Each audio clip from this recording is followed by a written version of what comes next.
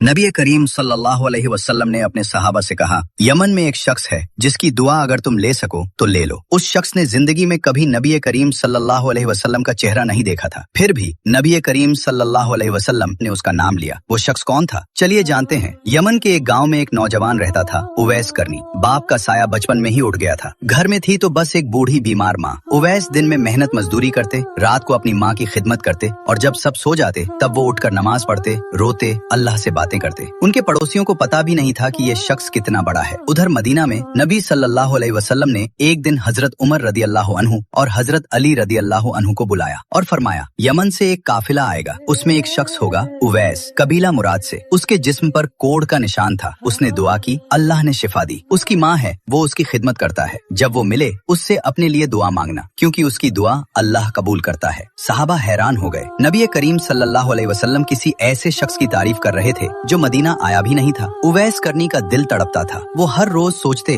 काश मैं नबी करीम सल्लल्लाहु अलैहि वसल्लम से मिल पाता। एक बार उन्हें मौका मिला। माँ से इजाजत मांगी मदीना जाने की। माँ ने कहा, जाओ मिलो, लेकिन जल्दी लौट आना। उवैस मदीना पहुँचे, लेकिन नबी करीम सल्लल्लाहु अलैहि वसल्लम घर पर नहीं थे। वो इंतजार कर सकते थे, लेकिन उन्हें याद आया माँ की इजाजत सिर्फ थोड़े वक्त की थी और उवैस करनी ने वापस कदम मोड़ लिए, बिना नबी करीम सल्लल्लाहु अलैहि वसल्लम का दीदार किए। नबी करीम सल्लल्लाहु अलैहि वसल्लम के विसाल के बाद हजरत उमर रदी अल्लाह अन्हु हर साल हज पर यमन के हाजियों से पूछते, क्या तुमसे कोई उवैस है, कबीला मुराद से? एक साल बाद एक शख्स सामने आया, फटे कपड़े, सादा चेहरा, कोई शोहरत नहीं। हजरत उमर रदी अल्लाह अन्हु ने पूछा, तुम उवैस हो? उन्होंने कहा, हाँ। हजरत उमर रदी अल्लाह अन्हु खलीफा वक्त उनके सामने झुके और बोले, नबी करीम सल्लल्लाहु अलैहि वसल्लम ने फरमाया था तुमसे दुआ मांगू, मेरे लिए अल्लाह से माफी की दुआ करो। उवैस ने पहले इनकार किया, लेकिन जब हजरत उमर ने नबी करीम सल्लल्लाहु अलैहि वसल्लम का हवाला दिया तो उवैस की आंखें भर आईं और उन्होंने दुआ की। हजरत उमर रदी अल्लाह अन्हु ने पूछा, अब कहाँ जाओगे? उवैस बोले, कूफा,